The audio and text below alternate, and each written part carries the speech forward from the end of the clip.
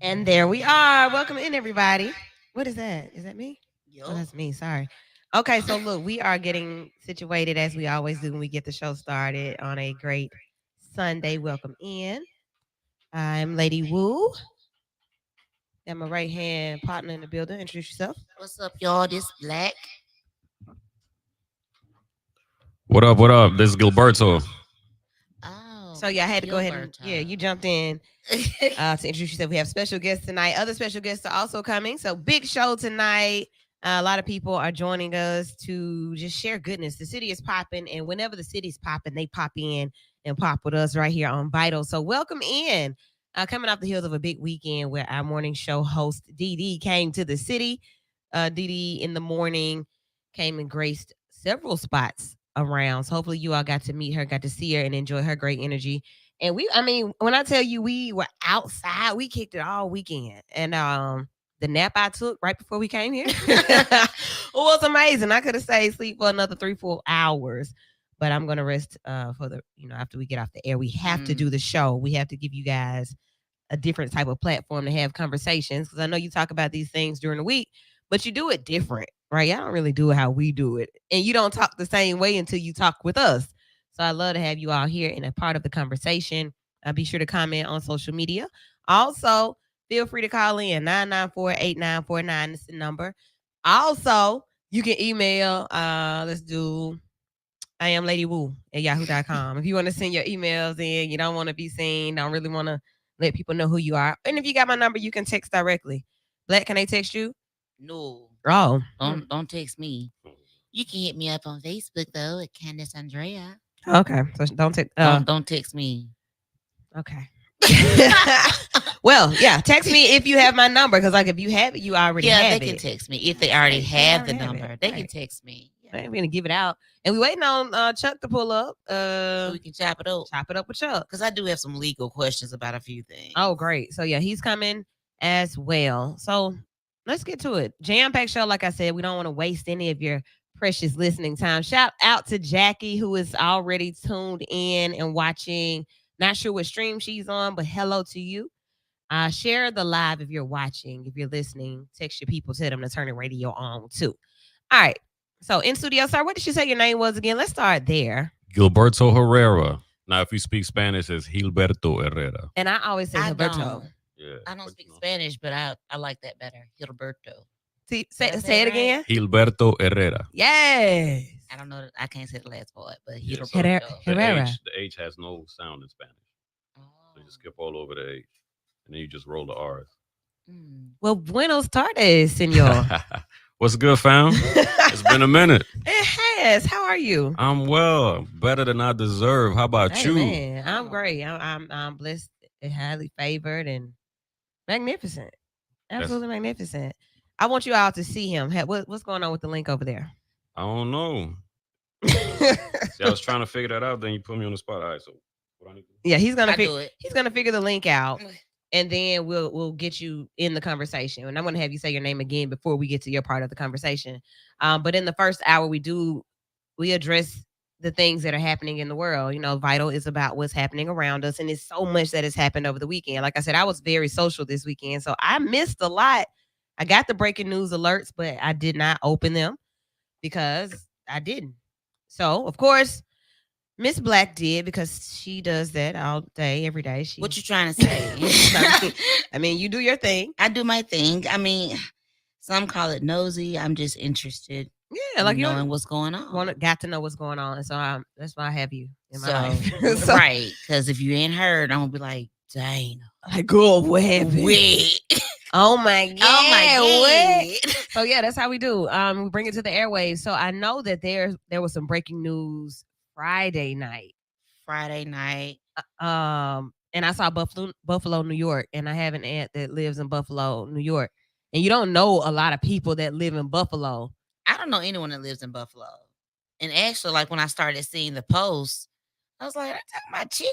No, Buffalo. Or they're talking about football." Like I had no idea what they were talking about until I went and did some research. I'm like, wait a minute, what? Yeah, my aunt and my cousins live in New York. It was in Buffalo, and then I have a student that's in Buffalo now. So like outside of them, I don't know. You don't know a lot of people in or from Buffalo, but heard that the white supremacist shooter went to the blackest part of Buffalo, which is probably not even that black, but he went there and went on a rampage. And not only did he do this, but it was live.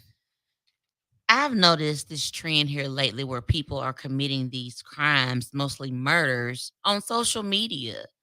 Like I don't understand, or either during or either after, and I don't understand like why.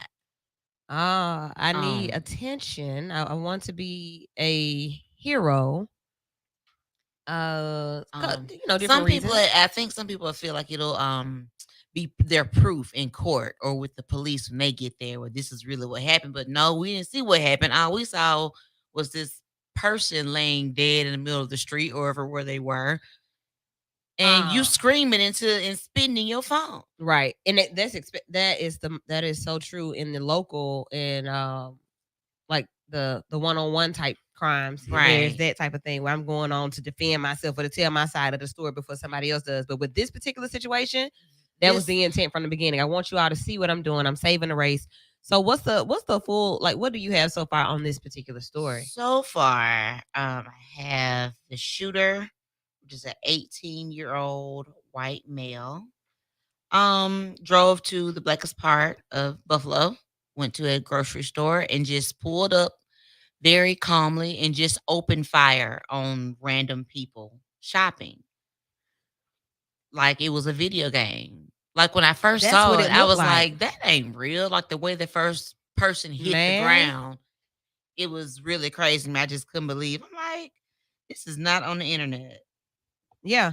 So he was live on an app. Let's see what let me see what the name of the app was, or a streaming thing. Trickle, maybe not Trickle. Let's see. Because I want you all to know, like, people. Hold on. It is.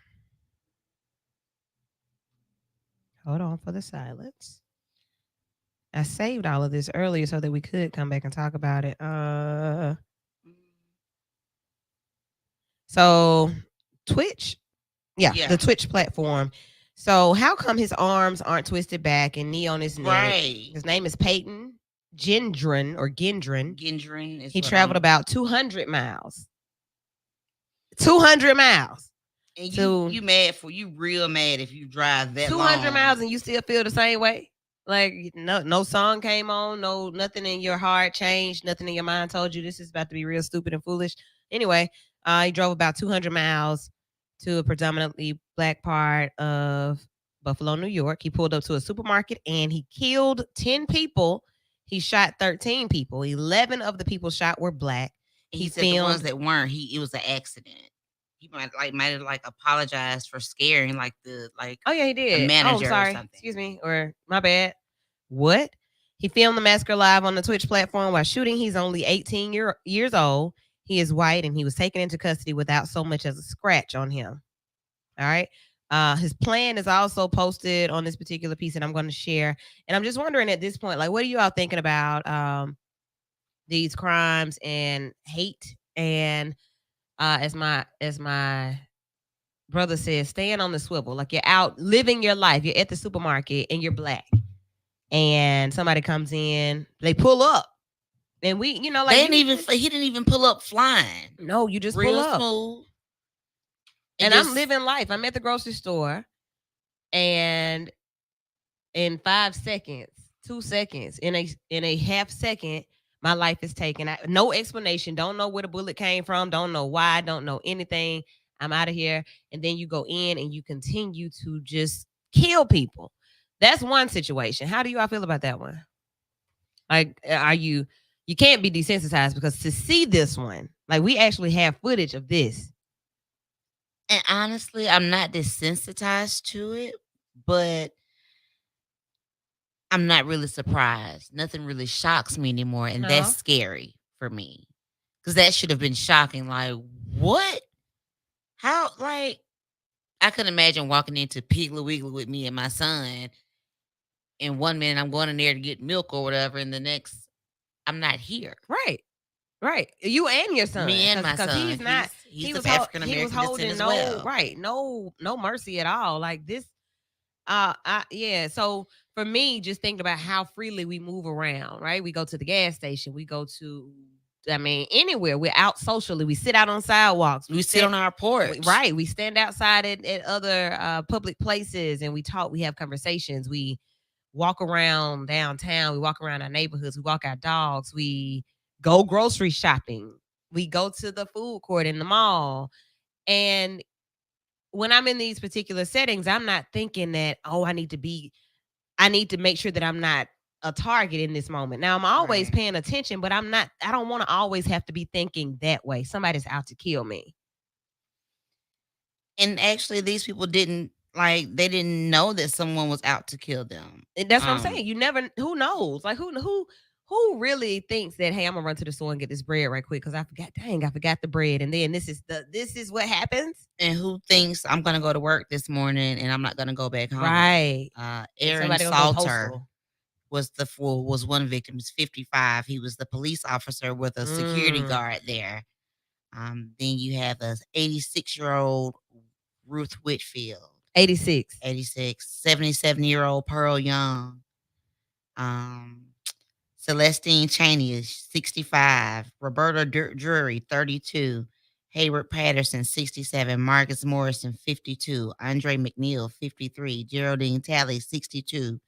Catherine Massey, 72. All seasoned people who clearly have lived and are living, and then that's the way that they leave here. And I think about like my family members, my relatives, like y'all could just stay at home. I go get this stuff, I bring it back. Cause like I've started ordering groceries for my mother to pick up. Yeah. Like, just drive up to Walmart, they load them in your truck. Don't go in. Right. And that, so to have to live in that space, to have to live like that and to always be thinking that way is the issue for me. So then there's the race issue.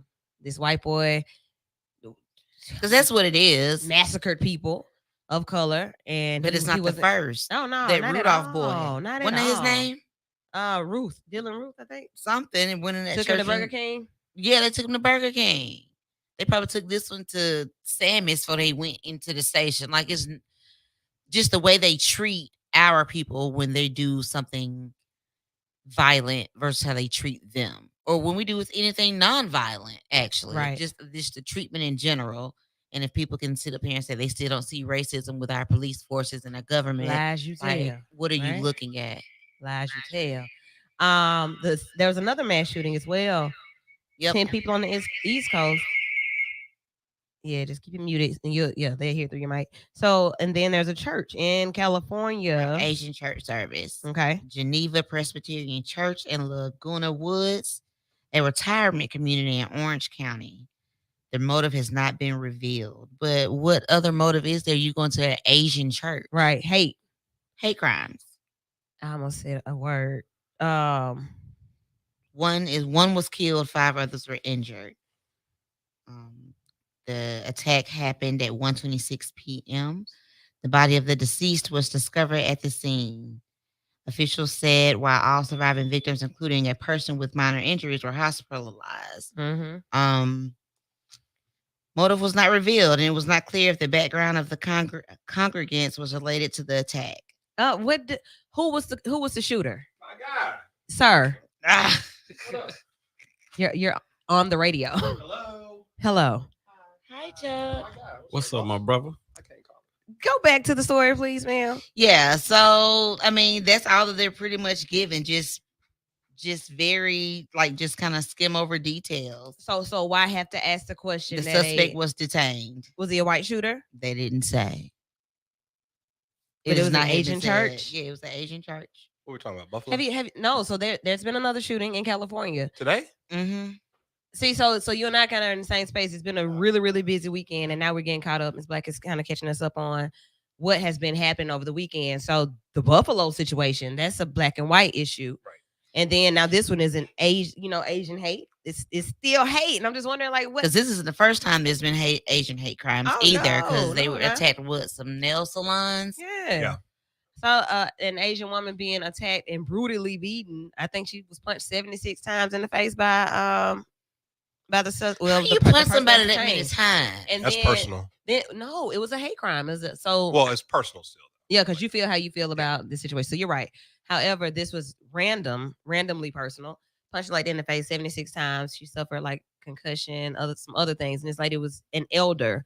So these are older people whose lives are being taken by random acts of hate. But why? Why so much hate? Like, it's not like a person can choose their race or their color. So I can't choose, and then I shouldn't be concerned that you hate me that much that you want to kill me or attack me just because I am who I am. But then the government babies them when they get taken into custody. The government what? Babies them. Well, I won't You say mean the white government. folks?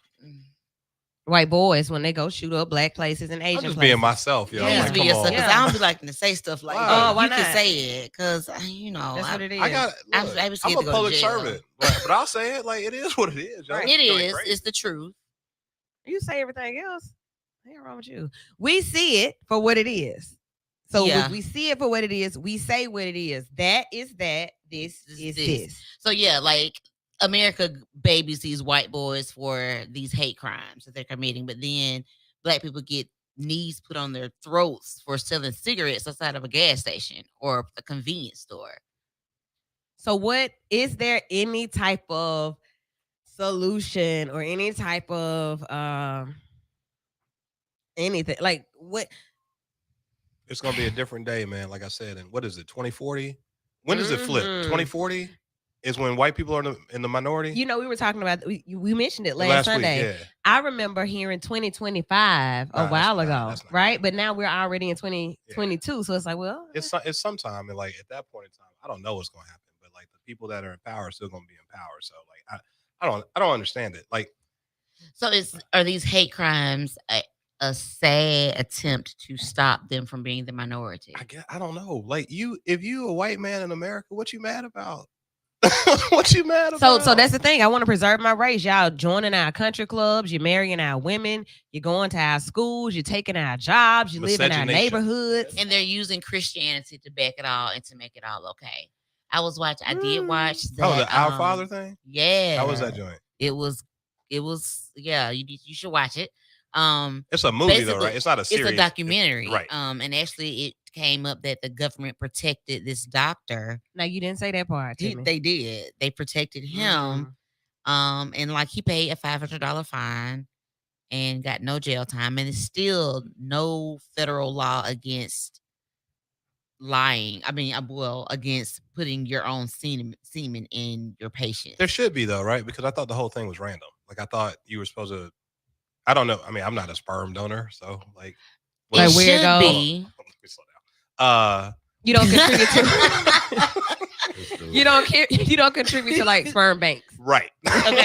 Right. Okay. So I thought there was something about it had to be like you're trying to match people up or whatever. And that's what he was telling them, that he was matching them with different students from the university that was nearby, or either their husband's sperm. So some of them really thought that that was their husband's children when actually it was his doctor's. How's that just a $500 fine? That's like fraud. But like they only charged him the $500 fine for lying because they asked him, did he use his own semen? And he told them no. So that was the only reason why he was even taken to court, was because he lied to the attorney general. And so this is your America. Right. So you can make these babies. They white. They all white, right? Right. They're all white, blonde hair, blue eyes. Oh, and then in their kids' research, ended up being 94 and counting children. 94 children. And yeah, he got to. You know what? He should have to pay child support. Exactly. All of them. So in these take this children, $500 fine and then pay child support for all these kids you got. But see, all of the children are grown now. So in these kids' research, they were trying to figure out what his motive was, and they found out that he was a part of this cult-like Christian thing called Quiverfuls. Called who? Quiverfuls. Quiverfull. Like it's a quiver? Quiverful. It's a Christian theological position that sees large families as a blessing from God. So his whole thing was it's like an Aryan nation type of thing. We're going to put as much of our good white blood out into the world as possible. And so hopefully these kids will create and continue to run the government and go on. But you said healthy families, they don't even know they know a dad, they know a father if they have one in their situation. But if not, you got these children that don't you You don't even know him. Don't even know. And actually, he threatened most of them. He was Threatened them with what? harassing them. He rode by one girl's house, took all the lug nuts off her car. Okay, he's nuts. He came and met the first 10 kids with a gun in his pocket. Like, he really didn't want anybody to find out what he'd done because he was actually married with children as well. Okay, so let's go back just for people who are listening. First of all, they want to know, how did y'all get to this? We got to this talking about white supremacy, right, and the power that I guess white men have in society. While we watching John Wayne. Oh my goodness! So then, therefore, the conversation led us to be able to talk about this doctor and this documentary that you've been watching. A lot of people have been talking about it, and it's called what? Our Father. Our Father, and basically, it's still speaking about the white race. Yeah, and white supremacy is basically the whole thing about it, and how he literally got off scot-free with 94 children and counting. Actually, one of the children said that he was actually her OBGYN. Seriously, that's too much. Ended up being her father, and he did some of her fertility treatment. So she don't even know if he's the father of her children or what. She has no clue. It's real sick. Gilberto, I ain't never heard you be this quiet. Man, you know, ever. I'm just taking. I've been it here all for in, 4 bro. minutes. You ain't said a word.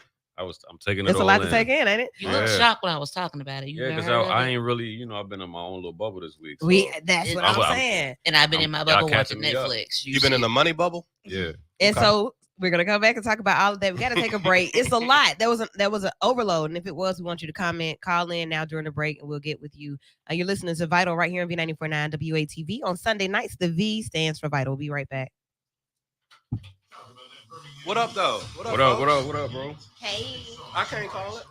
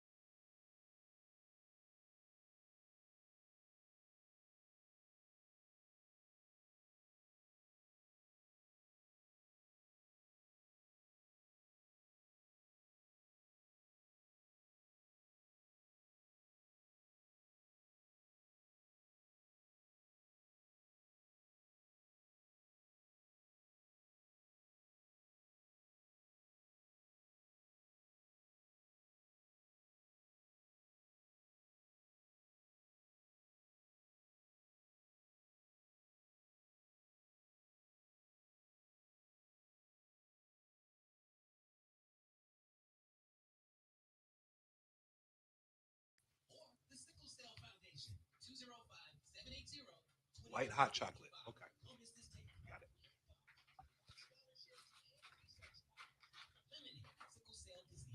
Definitely something that you need to support. I hope you listen to homie on that spot right there by Sickle Cell and the golf tournament. Thanks, Cappers, for that. It's V94.9 WATV Sunday nights. The V stands for Vital. I'm Lady Wu, and Blaque is here. Chuck is here. Hello. I'm sorry. Hello. Hello. Y'all, every time that Chuck comes in the studio, he comes in already there. Like, no matter what we're talking about. Hey, what's up, everybody? Wait a minute. Chuck is a regular. Yeah, So, he is. you Regular. can tell. He's a Vital Victor. So, now, say your name again. Gilberto Herrera. And in Spanish? Gilberto Herrera. You got that? I'm going to write it down and work on it. All right. There's some people's heartbeats going faster now. Right. You said that. Rolling them R's, boss. Huh? You know how Facebook got the little Okay. pronunciation? It's on my Facebook page. So Oh, you just okay. look at it. So, Black, share your camera with him. Oh, he's on here. Yeah, I'm So- on. It's okay. Chuck is the only one that's not on. Chuck don't ever get this on. is- I ain't got access to Facebook. We straight. Whole issue for us. So, we're going to fix that very soon. I'm with y'all. but the people like to see who they're talking to. What up, though? Where you? Oh, there you go. Yeah, we could do it like that, Chuck. We good? All right. You know what? I'll do this. I'll just over here. Okay. Well, y'all talk. Go ahead. So, Chuck. What's up? Gilberto Herrera, a financial what? Financial consultant. I got a couple financial licenses. I'm a part owner in a bank. As a matter of fact, we're about to do a capital raise. So if you are an accredited investor and you are entertaining offers to invest in a bank, all Class A stock, I would love to put this in front of you because there is no other opportunity like this that usually comes for people that look like me and you. So accredited investors, holla at me. Okay, so that was like out top, like real big bank. Hey, Gilberto hit y'all with the deep voice, right? Man, everybody be like, "Yo, you sure you never been on the radio?" And I'm like, "Nah." Hey, they like, "You need to be on the radio." Hey, say "Quiet Storm" for me. Quiet Storm. There we go. Oh, then he knew where to go. He knew where to go. Oh, okay then. So not only are you working with the bank situation is a new thing, but you've been doing this for years. Yeah. And I like to, when we interview people and we get to know people, I want to know about the beginning, how the foundation for this whole thing for you is Money May here on Vital. So all May we're talking about money, how to get it, how to keep it, how to save it, what to spend it on, that type of thing. Yeah. And yeah, you've been doing this for a minute. Right. So a lot of people don't know, man, I wasn't born in this country. I was born in Panama and I came into this country. Not Florida. Yeah, the country. And I came into this country really young. But what I didn't know is I was an undocumented immigrant. It didn't really dawn on me until I moved to Alabama and I went to Huffman. And every class, they would ask you for something called a social security number. And I would go home and I'd be like, "Yo, what's this?" And they'd be like, "Yeah, about that." Really? So when you came here, you went up top though, right? I was in New York. In New York, yeah. Mm-hmm. All right. And up there, I was a kid. Yeah. It didn't matter. I was still able to get the Jordans. I was still able to do what I wanted to do. And I came here and I wanted to play sports and I wanted to drive and do a bunch of stuff that I couldn't do. Right. So that's really what started driving me to learn about money. Because I had nothing but time. I couldn't work when I got out of high school. I couldn't really do much. So I read a lot and I researched a lot. And I started researching like rich people. Okay. So and all of them would say, one in particular that I took a liking to was A.G. Gaston. Mm-hmm. And everybody remembers his famous quote, "Find, need, and fill it." But the one that stands out to me is the reason we don't have green power is because Black people focus on Black power and not green power. Oh, Black power. We need green power too. Right. The one that stood out to me was a penny saved is a penny earned. Right. Just because that's easy. Yeah.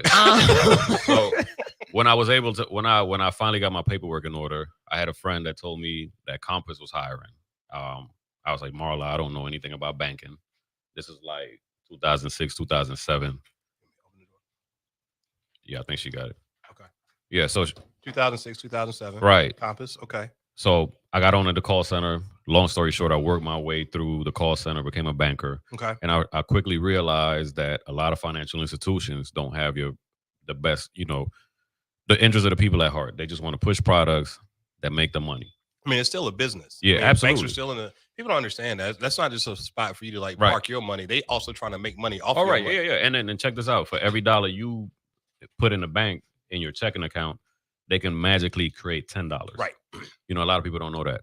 So, but what I mean by it is I was in the Roebuck branch as a banker. And the population there, they would urge me to push products that didn't benefit the people. They'll be like, "Yeah, this month we pushing HELOCs." And I'm like, "Yeah, but they don't even got a first mortgage." Right. We was heavy deposit based, but not loan based. Okay.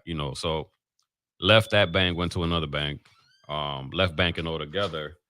And then I started focusing on learning business and direct marketing and things of that nature. Okay. And it wasn't until the pandemic that I started getting licensed to get my financial licenses, and I got back into it heavy. So then the bank situation came up, and they wanted me to just be over community outreach. I ended up being a partner in the bank, but I was like, "Listen, if we're gonna do this, I need Black and brown people to have their just due." They was all on board, and that's the reason why I'm here. It's crazy, man, because we're an easy target. I mean, we should be an easy Yeah. target, but it's not a lot of banks that spend the resources like trying to get with us. It's weird. I think it's probably because of the conservative nature of banking. But like we are, is it still true that we spend the most money on like consumer stuff? We do. And we ain't got the I money, have but we try to nothing. spend the money, right? Right. We get it. We just have a problem keeping I it, ain't protecting lying. it, So and making it work for us. So how do we get it and protect it? Well, first and foremost, it's a mindset. We focus on financial literacy. Literacy is just learning things. Mhm. We need to be focused on freedom. Hmm. That's the goal. All wealthy people make their money work for them. So that they don't have to work. With us, we get a job. We're and it's pushed on us. It's through programming and predatory marketing. Uh-huh. We are the most vulnerable people. Mhm. We are the people that, like you said, the dollar doesn't circulate in our community at all. Nah, we paying Gucci and Prada Right. and Louis. But you got it. But think about it though. If you do the history, when we had less, we were happier. We had communities. Sure. Yeah. Mhm. So with us having that, and I don't know where you all went when I just stepped out because I want to get back to you and how you actually.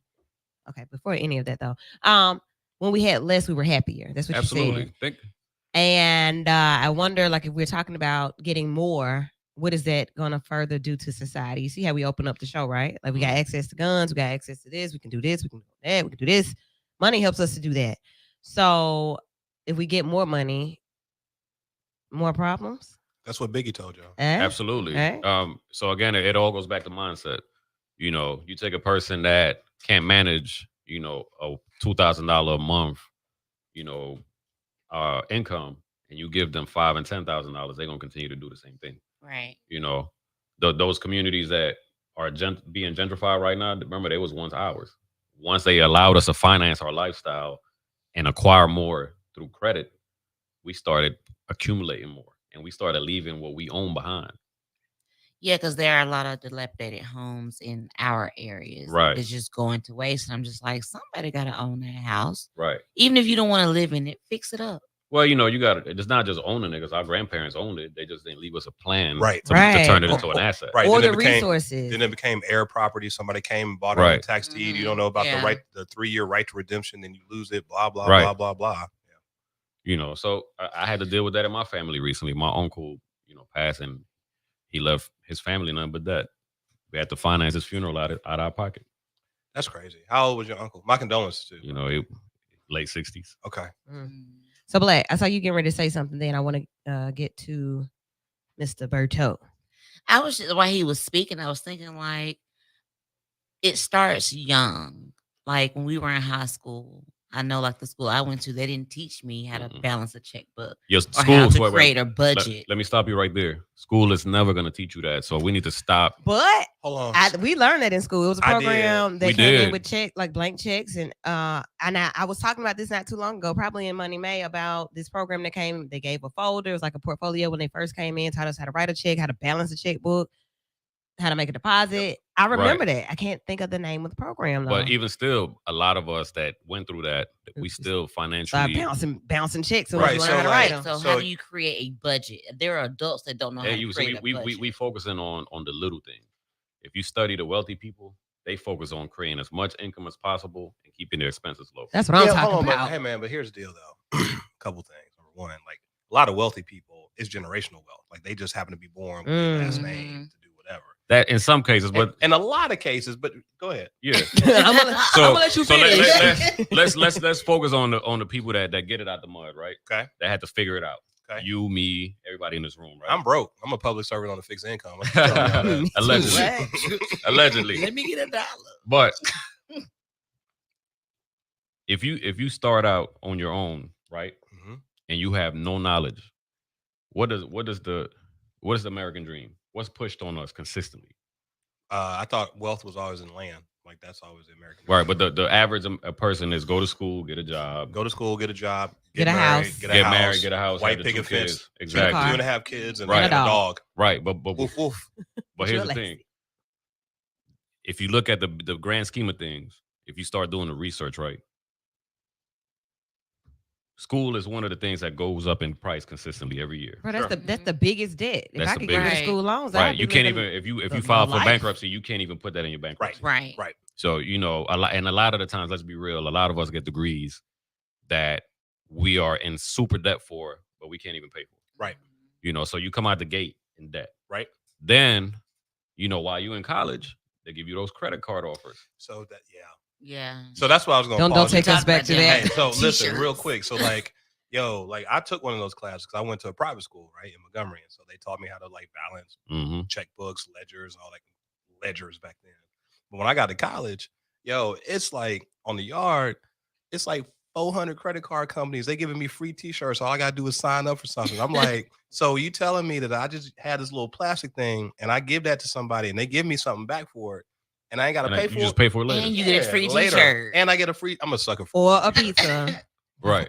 Hungry Howard's was sending it out. I love Hungry Howard. compounding interest, man. It's the worst thing in America. It could be the best thing if we use it right. Right. You see? So what's your model? Like I know, financial gurus and those coming up in that financial piece.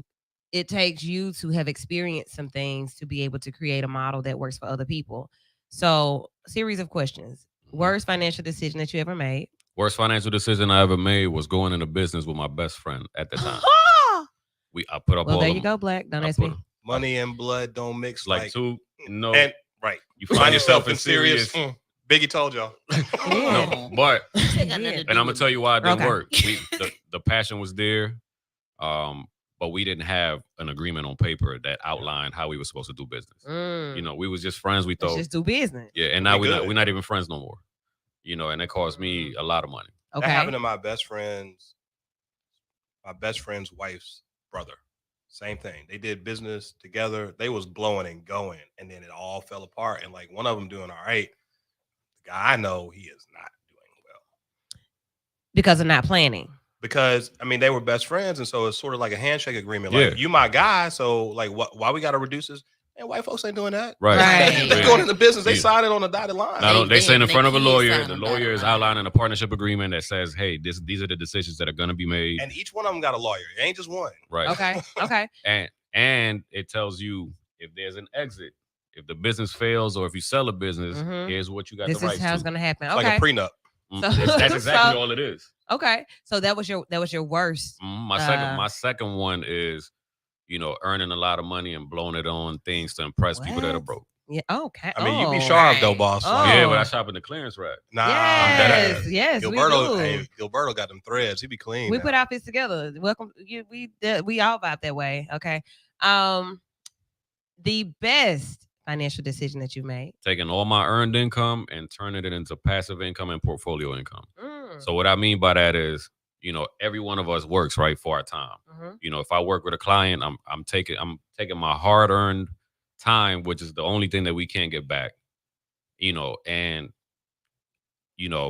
let's say I earn $10,000. I'm just using this for simple math. I could take that and invest it in a real estate deal that's going to pay me 10% of 10,000 for the rest of my life. Mhm. So the best thing that you can do is take your money that you work for and make it work for you. Money should be your slave. Mm. And that usually is one of the hardest things for us because let's be real, we're not set up that way. Right. So let me ask you this. So you say the second worst decision you made was burning your money on things to impress broke people. Absolutely. What was the trigger or what happened to make you say, I can't do this anymore? I gotta flip this some sort. When I was picking up millionaires from the Clearport, bringing them to Birmingham, and they was wearing the same clothes for 3 days.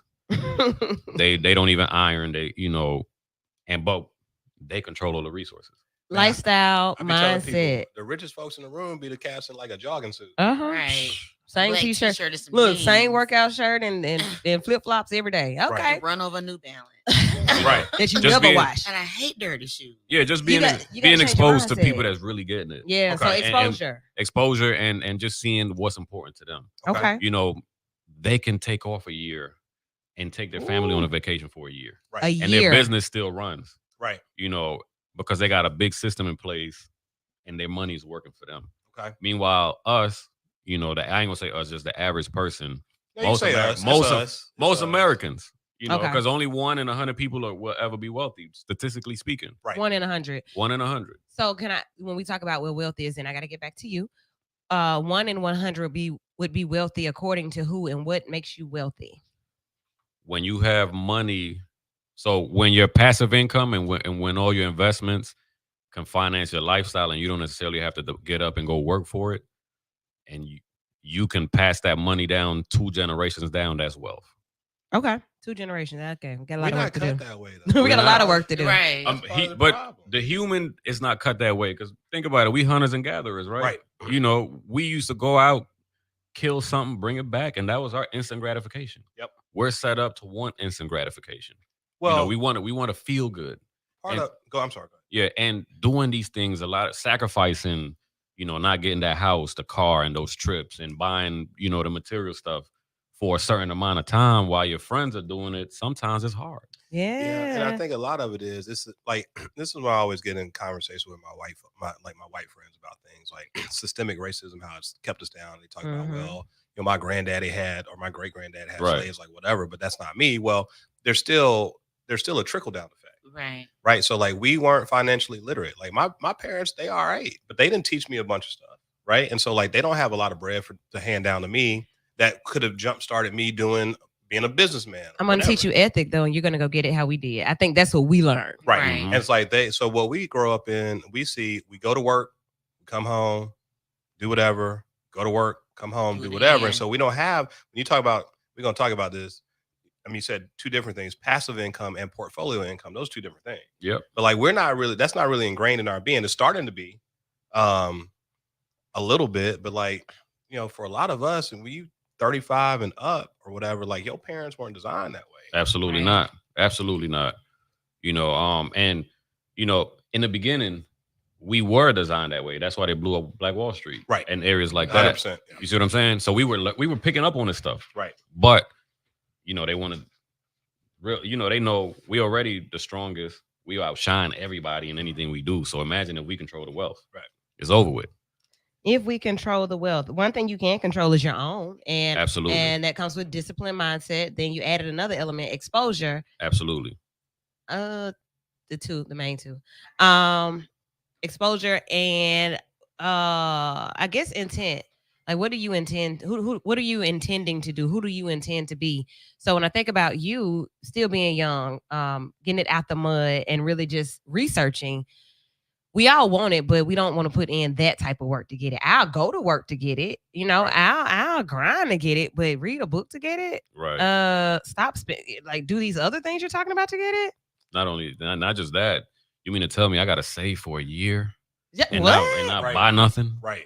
It's meanwhile my friends for a month. Yeah. Like, oh man. So I said today was a no spend day. I'll take those sometimes, but then I really want to go here to eat, and I'm going to get everything I want from here. Then, oh man, now the store that I like is right here. Right. So I'm going to go shopping here. I'm going to chuck up some cheese, and then I'm going to go do this. And it's just like too much. And you end up spending over $200. It costs $200 to be outside every day. Yep. Right.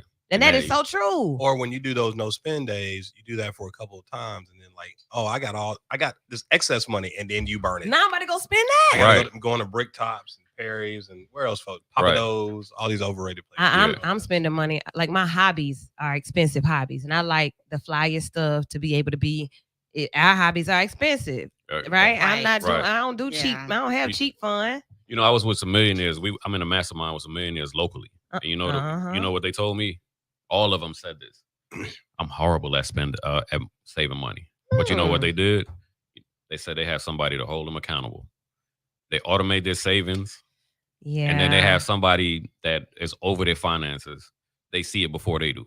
I got to change my attitude, because you're not going to tell me what to do with my money. I worked hard for this. But I'm telling you, it's $50,000 just to sit in a room with them. Okay, so I need to. But that dawned on me, because it's like, these dudes are millionaires, and even they themselves say they like to spend money. Yeah. So my man, I always like to talk about my friends, bring it home. Like my man Omar, Omar. Yeah. Man, Omar come into a spot. He got some sweatpants on, like whatever. And cats don't understand. He is worth more than everybody in the room combined. But like, he don't look like it, and he don't like. He's not a flashy cat. Like, he puts his money. Everybody got vices. Mm-hmm.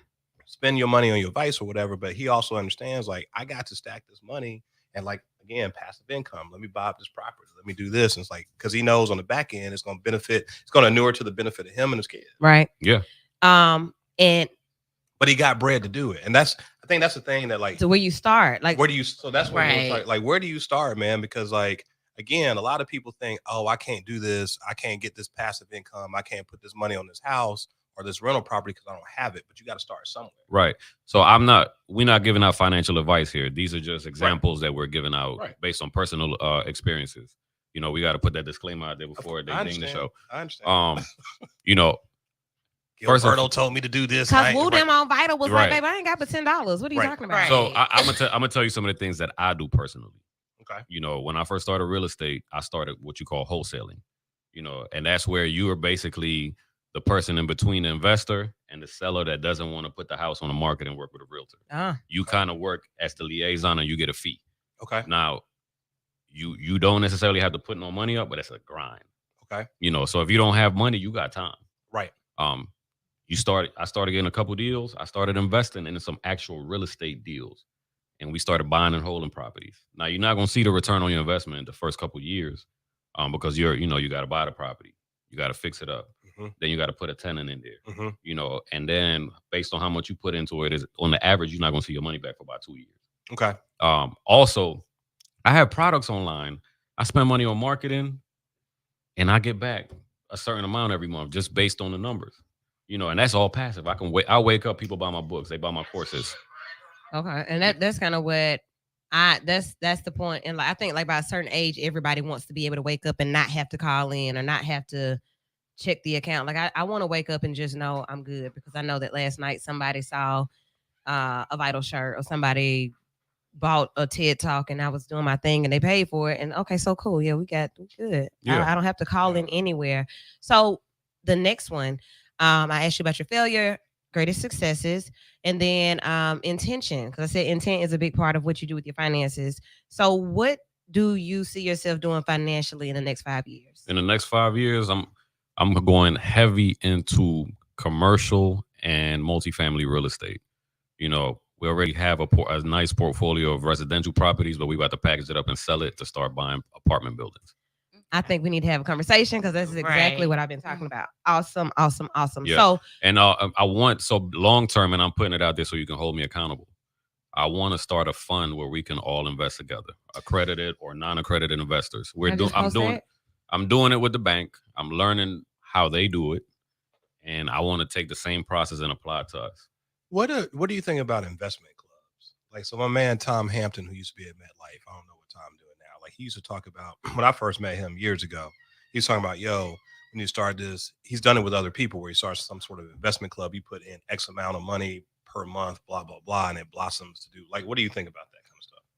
I mean, I think that's an easy way to start. You're making your money work for you. If he can guarantee, I'm not gonna say he can guarantee you because everything is risky. Sure. You know, but if you got the potential to make your money work for you, you know, over an X amount of period, I say give it a try because that gets your mind trained into if it does work, then you want to do it again. Right. Mm-hmm. You see what I'm saying? If it works, I want to do it again. If it makes sense, I want to stay in. Like, I see it now. Scared it makes money sense. Don't make nothing. Right. Okay. And part of the issue is, well, like I was saying earlier, it's just that time frame it takes for you to really start seeing the return on your investment. A lot of us don't stick it out. Yeah. Right. You know, like Warren Buffett, he didn't really start seeing returns until he was 60 something. Yeah. And so he's always, because I went to school in Omaha. So I didn't know, I knew a little bit about him, but like when I got there, finding out about $1 million secretaries that invested in his like company, like all exactly. This, like, and he started off like he was legit like a pull yourself up by your bootstraps, but it took him some time. Not only that, he had the long game.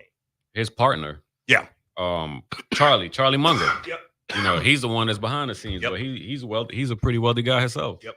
You know, if you could find this book, it's called the Poor Charlie's Almanac. He put everything that he's ever done to make money in that book. All right. Tools, tips, and money made. People who are making money, getting money, managing money. But when you talk about finances, it's not just money.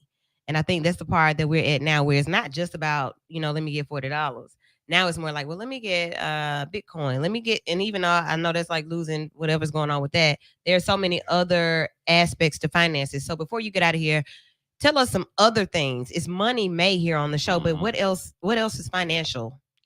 I mean, so like I said, the average person only has one source of income, and that's their earned income, and that's their job, right? And usually, what they do is they go buy a bunch of stuff that turns into expenses, and they never invest their money. What you want to focus on is having a portfolio. It could be, again, I'm not giving out financial advice, but stocks, bonds, mutual funds, things of that nature. And then you want to be able to create passive income, starting a business, real estate. You can create brands and license the fee out. I mean, there's so many ways that you can create passive income. I would just urge the viewers to go do their own research and talk to a financial professional that's licensed to talk about this stuff. And more importantly, you start. Here's how you start. Ask yourself, where do you want to be if you're 20? Where you want to be when you're 30 financially, 40, 50, 60, and you start working towards that. And that's going to force you to want to go get those answers. A lot of the times, like the reason we live paycheck to paycheck is because we can't see past that check that we just got. But if we start having long-term goals and we focus on being free, that changes your mindset. Because I want to be free. Woo, I want to be able to come whenever you call me. I want to be able to pull up on you. I don't want nobody to tell me when the clock in and out and when I can take a lunch break. Yeah, I don't like that. I like to wake up. Yeah. I like to wake up and I've had sales. I like to have mailbox money coming in. I like to look at my portfolio. Baby, let me tell you, ain't nothing like getting a surprise check. Like, oh, what is this? When did I get that? It's nothing like it. What is the difference between portfolio income and passive income? So passive income, usually you get paid on a consistent basis. Like, for instance, real estate, you get a rental check every month. Okay. Portfolio income, you might get dividends every so often. Okay. Stocks, both bonds, mutual funds. Exactly. And then those are basically based on whatever you're investing in, the volatility of that. Passive income is usually, generated based on something you betted on, a hard asset or business or something along those lines. And it's typically stable. You getting X amount a month. Absolutely. Absolutely. You know what? May, we already said May was Money May. We know that May is almost over. But considering that this is where we are, I think collectively, no matter if everybody's like having outward conversations with groups of people, everybody's talking about money and finances. How can we be better? How can we do more? How can I credit? Yeah, how can I live different? And not just financially, but I want to live a better life. It takes money and finances to live healthy, as far as eating and where you live and what you breathe. I mean, everything about who we are is based on how we handle finances, right? Yeah. And and another thing that I see in our community, especially like with us building this bank, a lot of us don't want to be honest, about our situation. I cannot help you if you don't tell me the truth. But when, my people pull your stuff, you ain't even tell me half the story. It's embarrassing. Well, I mean, listen, it could be to you, but if I'm trying to help you get there, we got to overcome this. Yeah, I got a story. Yeah, I can't call people's names, but it's a lot of people that they paperwork ain't tight. And it just is what it is. They're out here talking loud and then like talking real loud, and then you get to it. It's like, oh, bro, you don't even have anything behind what you're talking about. But I know how to talk though. Right. Oh, okay. And there's an expectation somebody's just gonna give them something. It's like, no, you got to show. I mean, that's what it is. Right. Process. So give me 5 quick tips. Set goals, long-term and short-term goals. That's number 1. You got to know where you are and where you want to go. 2, focus on increasing your income. 3, the way you do that is you want to have what you call high income skills. So if you don't remember nothing else, figure out what high income skills. You probably have some already, you just ain't tapping into them. Okay. 4, focus on decreasing that debt that you have. A lot of people don't, people crucify me online when I say your house ain't an asset, but they don't realize the word mortgage means that you're signing up for death. That's the literal definition of the word mortgage. It was created to keep you in one place until you die. Like mortuary. Yep.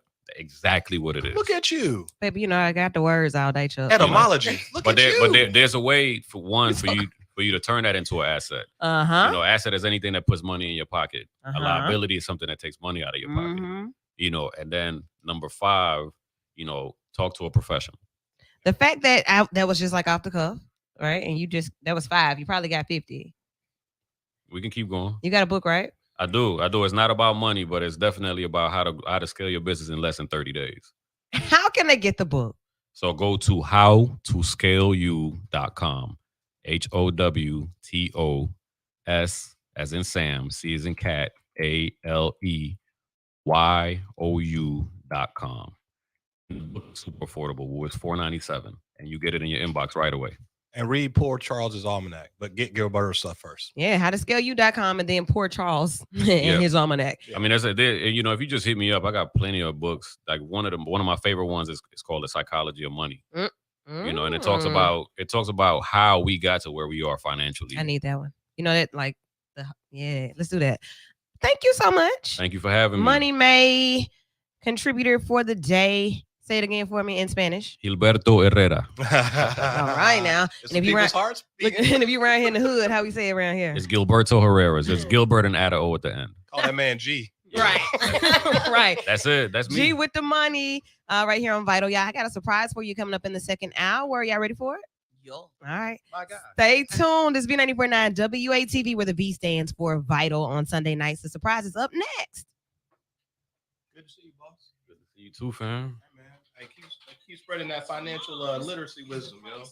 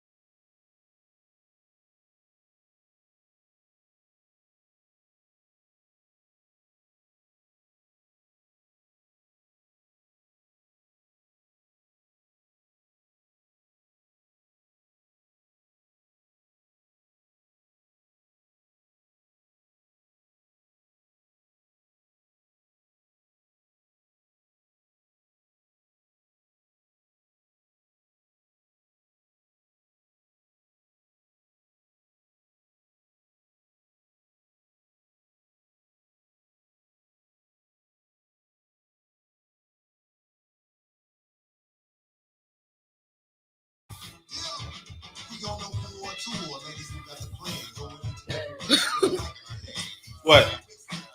What'd I do? Shirt. What happened? Nice shirt. I'm just being myself. You don't like this? No, this is socks too. I'm just being myself. What size that shirt, Fred? Huh? What size that shirt? Chuck size. Chuck size. I don't know why y'all want me to keep coming down here on Sunday, man. I don't know. I feel like I'd be a disruption. I don't know what's going on. Hey, we're just gonna call. I get it.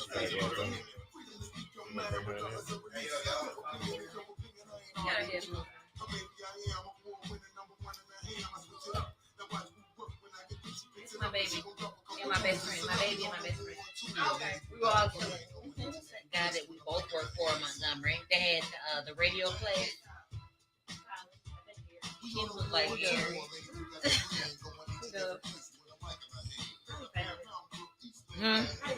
You found him. Oh, get my car tinted. V94.9 WATV. Welcome back. Yeah, jam-packed show, a lot of action. And the way things happen, like just so organically, so random. Like you just know good people know good people. Boom, it's a show. And did you learn something with Gilberto? Or just hear something that inspired you to do something different? I was already on that train Okay. before you came. Me and you have had this conversation often. Like, I don't want to keep living like this. It's something better and greater for me. And I want my kids to have better and greater. So I have to start.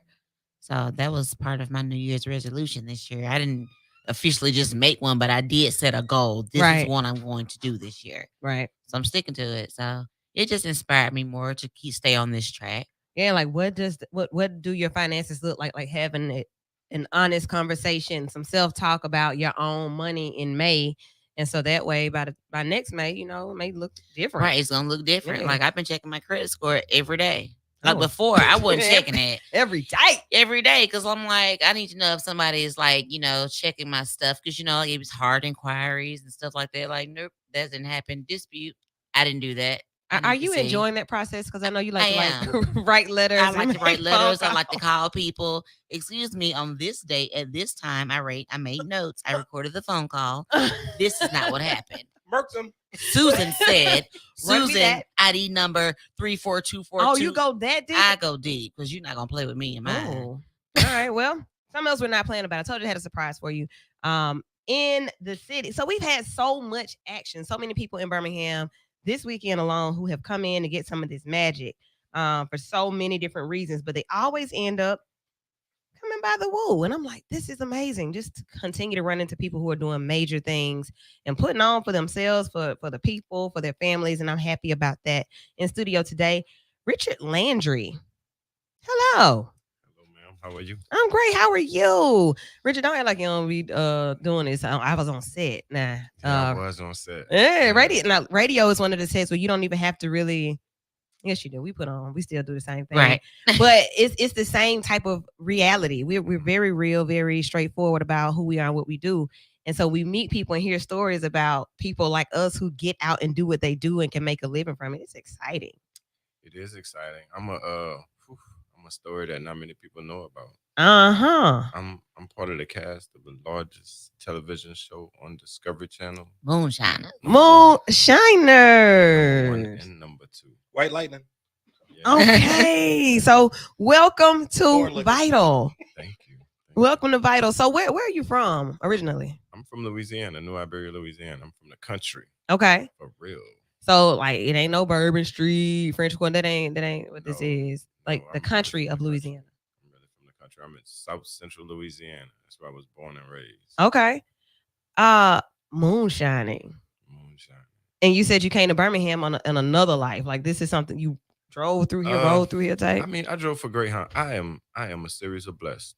I'm a series of if people really knew, like I am just God's handiwork, like so much so. I am in a position that I have no power to be in. Wow. I have had no power to put myself in for me to be where I am, even at this point, just listening to Gilberto.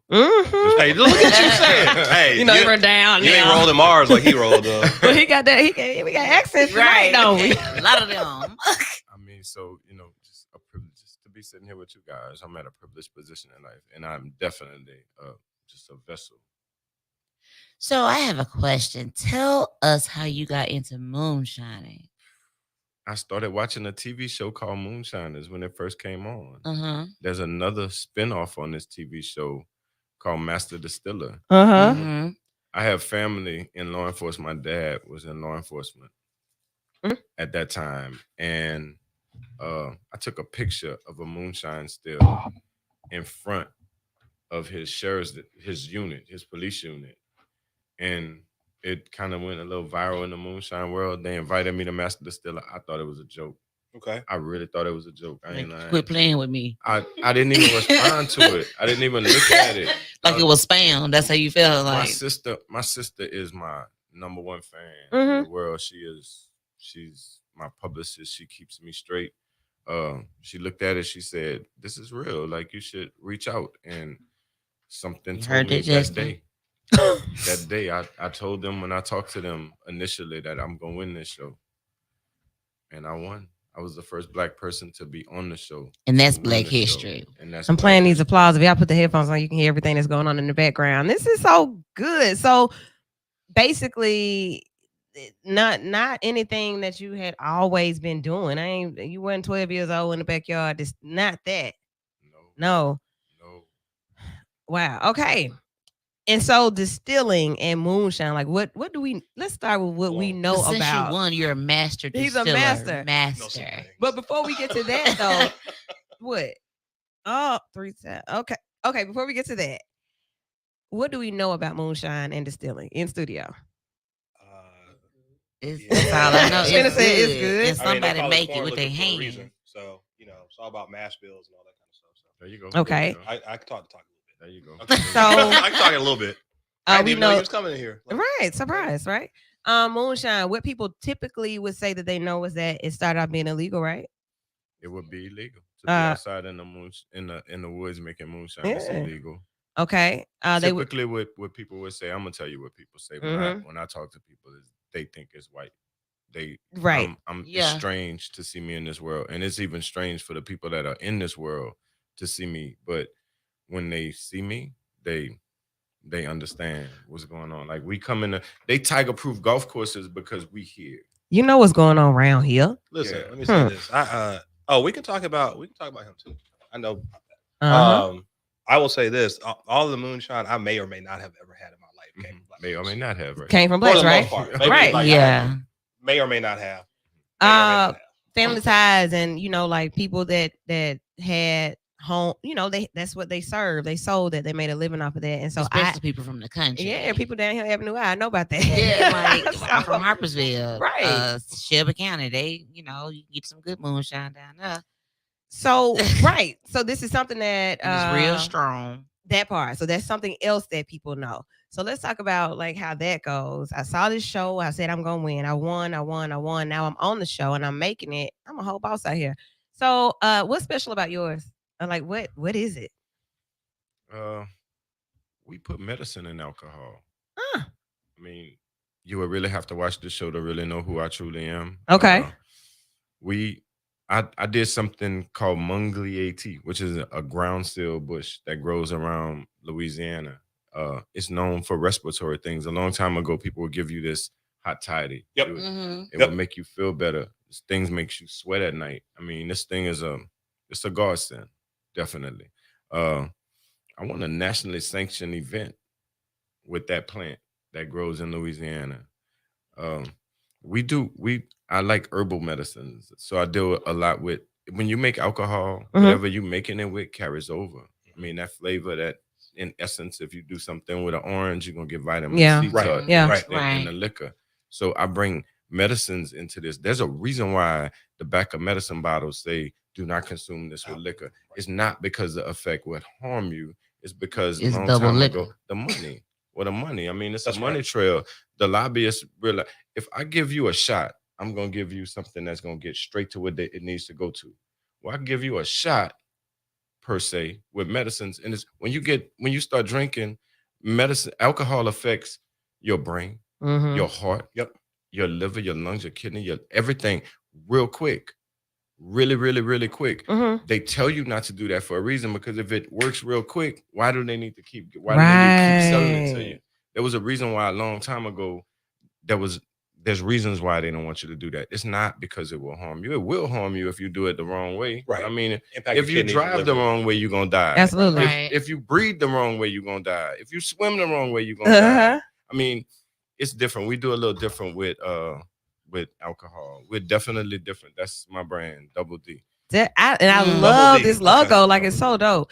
So if you're just tuning in right now, Richard Landry, master distiller from Moonshiners. I told you I had a surprise. So Vital's full of surprises, and we're connected to some people who are connected to some people that know what we like and know what we need to hear. When people come in and they look like us and they're doing great things and big things, they got to be celebrated. So that's what we're doing Right. right now. We're celebrating and we're learning. This is a master class from a master distiller. So Black was headed to that. Like when they say master distiller, like I got a master's degree and I'm a master chef, a master. What does that mean in your world? In my world, when you say master distiller, that means you have understood the complications that come about from making alcohol, and they are a bunch of them. Like it's not just putting some things in a bucket and Right. it turns out to be alcohol. You take all those things into account. When you're a master distiller, you're a surgeon. You know what you're doing. It's like a sommelier. Yeah. For wine. Yeah. Exactly. It's like someone who's been through everything. I mean, you don't normally see us there, even though we have been there. Someone just brought Nearest Green into this equation, and Jack Daniels, after all these years, is paying homage to a man that really did. Nathan Green, shout out to that man. Nathan Green, Nearest Green, Fawn Weaver, really good people over there. I mean, they're just paying homage to us. But George Washington, we talk about George Washington Rye. I won on this show on Master Distiller with Cherry Bounce, which is something that we bring. I did read that. Cherry Bounce. That went way back to, I used Martha Washington's recipe.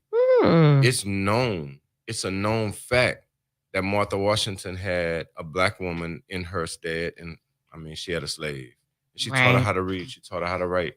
She taught her how to cook. She taught Martha how to cook. Cherry Bounce's original recipe is in a handwriting that is not Martha Washington's. Who else was around Martha that was writing down recipes? I won with that recipe on Master Distiller. Okay. I don't know why I got into this. We've been in this for so long. We have been in this for so long. These Jim Beams, these Bacardis, they ain't been making this liquor. We have suffered this for so many years. Buffalo Trace, all of them. You know what? Although they do right by this. I've been to Buffalo Trace, and I can't say that these people. I mean, for the most part, we know that they ain't got nothing to do with what went on back in the day. But we have an accurate representation in the game right now. Right. Our representation is not vague. We are here for a reason. Like my competition is who I just named, the people you just named, the greats, Buffalo Trace. But so now you're considered one of those greats because you are a master distiller that is on the what did you say the accolades were for the show? We are the number 1 and number 2 television show on Discovery Channel. I mean, that's big. That's major. And I know people that watch Moonshiners. I've watched a couple of episodes. Right? I haven't, but I will starting today.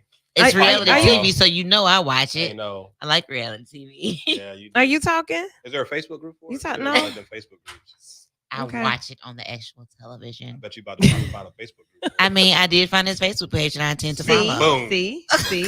I know what I know. It's the shade for me. It's the moonshine for me. So, like the name, the first name that you said, Cherry Bounce. Cherry Bounce. Like I like that. That started. I want to try that one. Oh, what else? What's some other flavors? Cotton candy. Sweet potato vodka. Oh, wait. You're talking to black folks now. Right. Those That's are like like southern flavors that you're giving us. I mean, I can make anything. I can ferment this right here and make it taste like this. I mean, anything is fermentable. So what is the process of fermenting? What is that? Well, fermentation is we drink a byproduct. We are actually drinking a byproduct. We take yeast and sugar, and the chemical react. Yeast consumes sugar, and the byproduct is alcohol. Yep.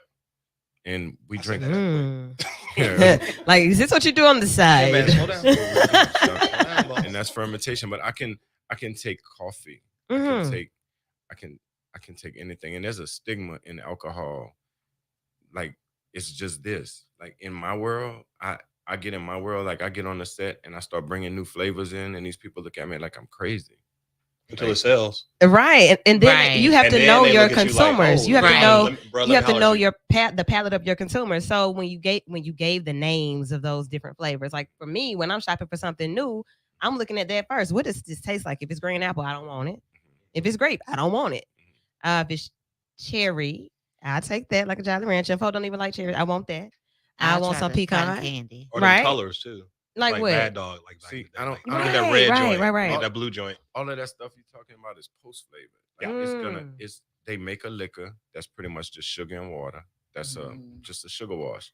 And then they flavor that with something. So you're only getting this much alcohol in the jar, and I got 2 inches in between my fingers right now. So you're only getting 2 inches of alcohol in this jar, and the rest of it is a flavoring. So the people that sell liquor win when they do things like that.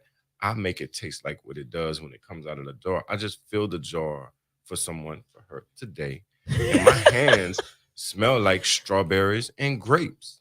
That's what I put in there. That's what it smells like. That's what it tastes like. I don't have to flavor it afterwards. That's where we do things a little bit different from the norm. I mean, conventional wisdom would be to make sure that you make money for your company, but I mean, I want to do it different, definitely different. Essentially, Definitely you're not different. You're not dosing your liquor. That's what No, you're I'm saying. not. I No, mean, again, I can. So talk, it's talk full over it. flavor, natural not at flavor. all. It's full. It's straight. I'm not gonna it's do straight that. up what it is. That's what's up. It is what it is. I don't. And so that's your edge. That's my edge, and a lot of That's people. what we do.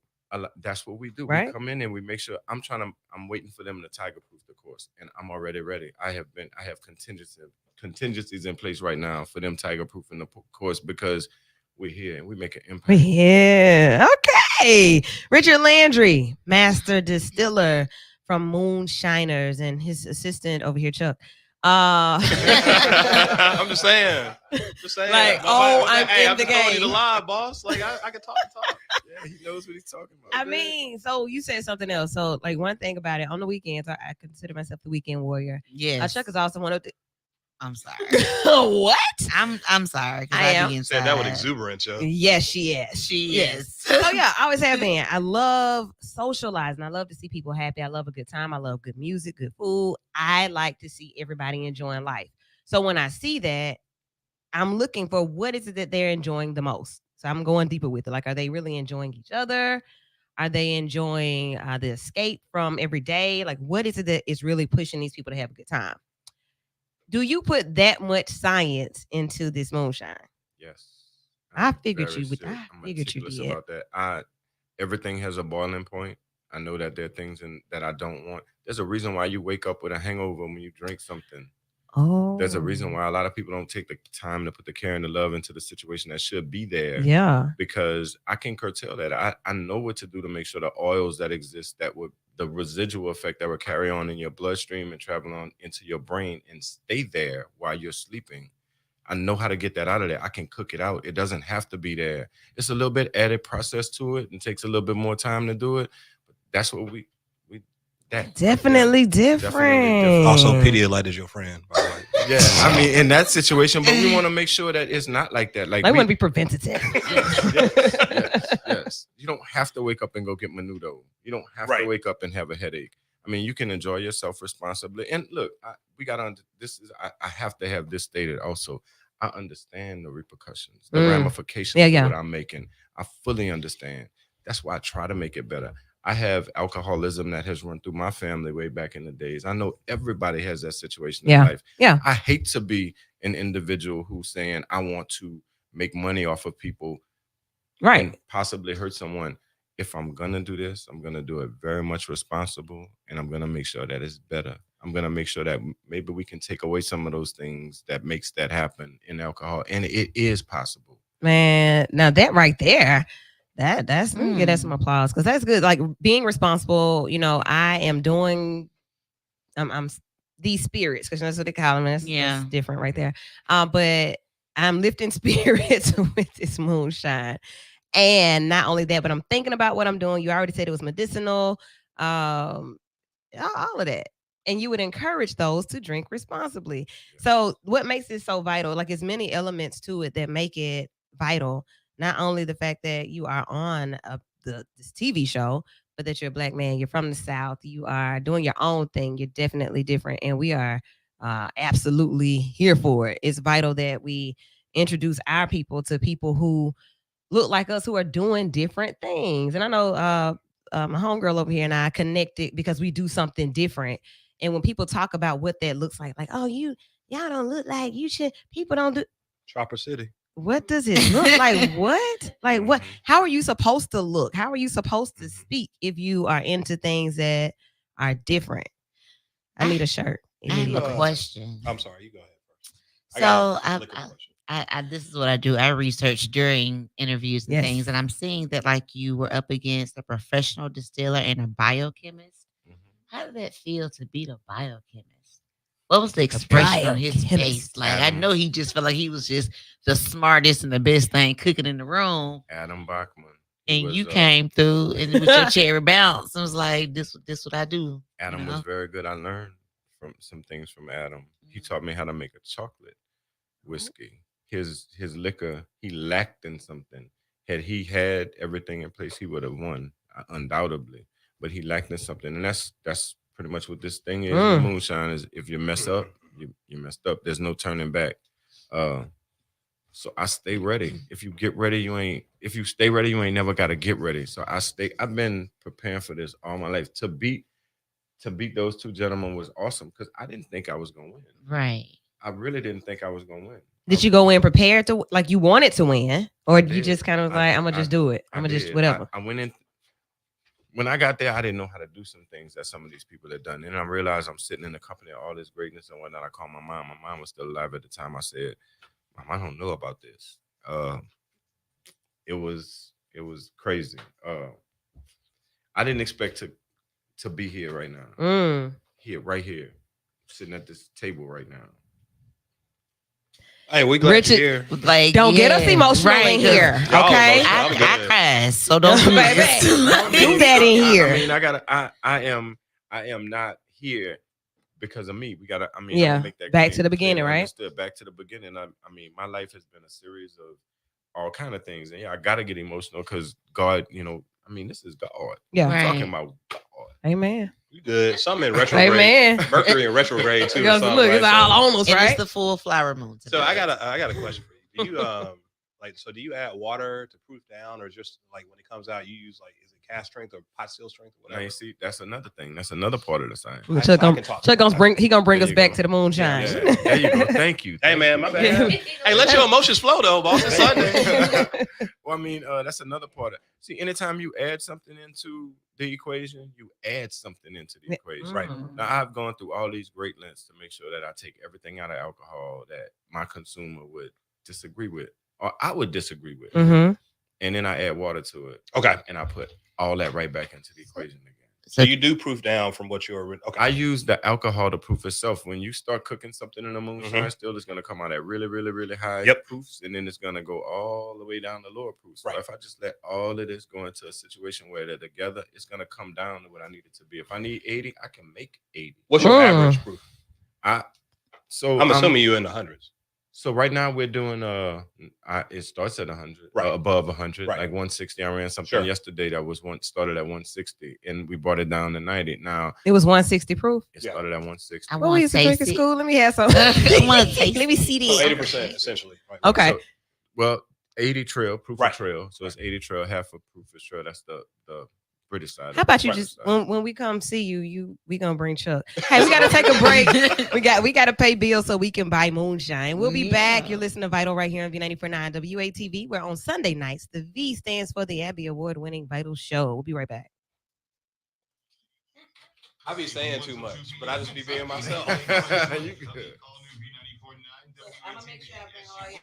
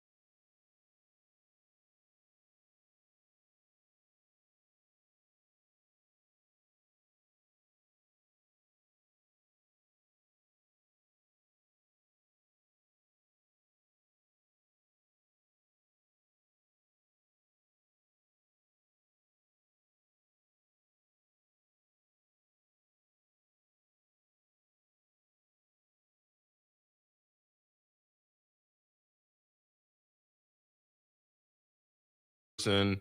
He works really hard at his job. And Devon didn't want to tell people that he did this, not because he didn't want to go to jail, because he didn't know how people How would be look at him. received, yeah. Exactly. And to meet Devon Graham and for Devon Graham to be who he is now, pressing in the moonshine world, trying to do it legally, teaching people. I mean, I'm tasked with teaching. I'm gonna teach, black or white. I don't care who it is. I love your spirit. Right. You meet so many people who are arrogant. They know everything. They don't want you to get any, they don't want you to get any of it. They want to keep it all to themselves. They don't, and then just the fact of the emotion that came with this. Like, this ain't, we're meeting the TV star, right? We're meeting the moonshiner. Right. But no, we're meeting the person, the individual. We're meeting the morals, the values, and I see that. So I'm always so impressed when I meet people who have good spirits off top. I don't have to wonder, like, what's wrong with this dude? What? Be on the phone like, girl. Like, he was weird. So we can what we doing. Yes. We do that every day.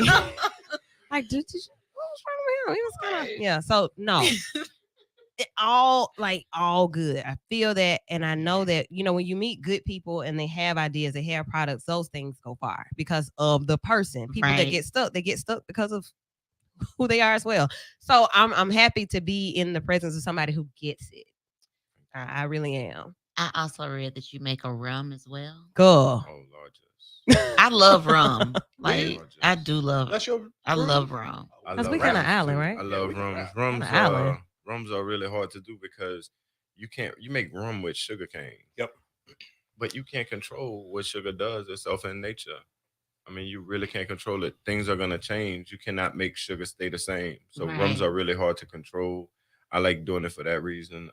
So you like a challenge. Rum got a lot of rules to it too. Rum, a lot of rules. Jamaica's different than Barbados. This different is so than interesting to watch. So it really is. So what are we gonna do for your? What are we gonna do for your last day over here? Right. We just got another job.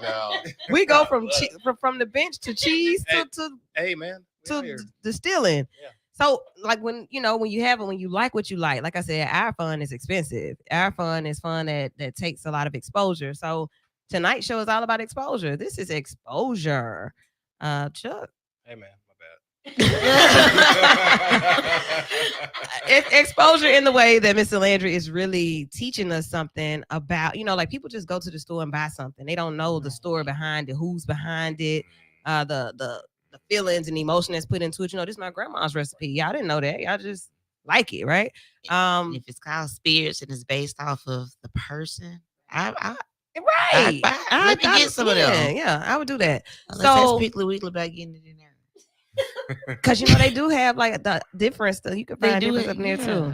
Mm-hmm. Okay. We are working on that. I mean, Piggly Wiggly. We're working on. See, the bad part about opening a distillery for us is I don't want to be relegated to one state. We have a very large following. I mean, overseas. I mean, in Europe, I get recognized here, but if I go to Europe, I never knew. It's not regulated that way. Yeah, right. I mean, I never knew people paid attention to me like that. I mean, so I mean, I have to get at a continent. Yeah, it's not just states that I have to deal with. So it's really hard. We do have it, and I mean, aside from the fact my publicist told me that my sister, right, Christy, told me the other day, we'll be the first Black legal licensed distillery in Louisiana. Applause. That's what's up. That's vital. I can't wait. That's vital. That's vital. Well, we coming to that too. Right. We're gonna come to that because it's the NO. Where's the distillery? Is it in your hometown? I'm gonna do this in Lafayette, Louisiana. Oh yeah. Okay. Yeah, which is not very far from me. My city is really small, and the type of thing that I want to do, I want to make sure that people can come in and enjoy. I want to give a Gatlinburg experience. Yeah. If you've ever been there, anybody's been to Gatlinburg, Pigeon Forge. I want to give that type of experience. I want to make sure I do it in the right place, a place that's receiving. And sometimes my mama always told me, baby, home is where your heart is. When she died, my heart left home. Wow. So I feel home in another place. So we're going to make home Lafayette, Louisiana, as far as this distillery goes. We'll be the first Black legal licensed distillery in Louisiana. And I'm going to try to make sure my mama proud and y'all proud too. That's what's up. I'm already proud. Right. Soul clap for that man. Yeah. Hey man, you have been introduced to the master distiller Richard Landry of moonshiners on the Discovery Channel. When can we Wednesday see? night. Wednesday. Well, Wednesdays. And this would be a real good time. Well, we in something called the Tournament of Champions on Master Distiller. Uh-huh. I would definitely encourage my brothers and sisters to watch out for this. Okay. Because I thought being there was historic and participating is historic and all that other stuff is historic, but we really about to make history. Listen. Either Wednesday or the following. I don't know if it's going to be one episode or two. Oh, there's upcoming Wednesday? Yes. I mean, I got to find. Oh, we know. We're going to have a watch party. I got to find somebody's Discovery email address and Channel, password. Discovery 7 o'clock. So 7 o'clock is one show. Right now it's ASR at 7, and Master Distiller comes on at 8 Look o'clock. at Okay, so 2 hours, 7 to 9. 7 to 9. We know. Wednesday And night. you will be pleasantly surprised. That's what's up. I'm like, Dana, look at our friend. Yeah, definitely different.